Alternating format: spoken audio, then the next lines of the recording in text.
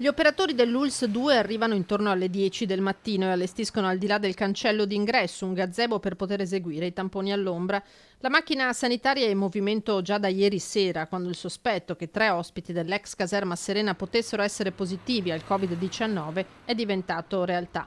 Ma questa volta non si sono verificati disordini. Massiccio lo schieramento di polizia, carabinieri, vigili urbani.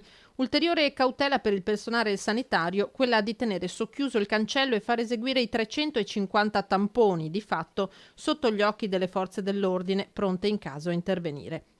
Intorno alle 11 arriva anche il sindaco di Casier, Renzo Carraretto, scambia 2 parole con i presenti. Il fatto che per la seconda volta all'ex caserma si siano registrati i contagi lo preoccupa.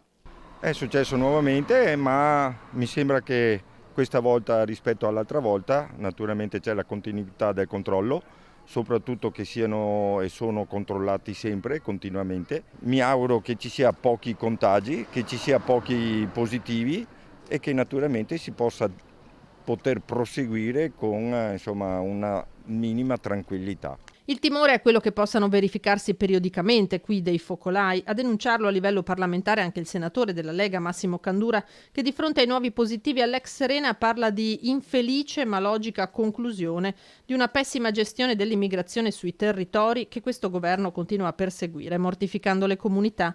E proprio alla prefettura e al governo si è rivolto da Dossoni, il primo cittadino di Treviso, Mario Conte. È una situazione che così non può essere tollerata, non voglio ritrovarmi ogni mese a dover ritamponare tutti quanti gli ospiti e ricreare situazioni che possono sfociare anche in tensioni, e quindi è necessario che il governo, lo Stato, il Ministro degli Interni faccia la sua parte, intervenga andando a spostare un numero importante di ospiti presenti all'interno della caserma e li sposti in altre strutture, perché così noi non possiamo andare avanti.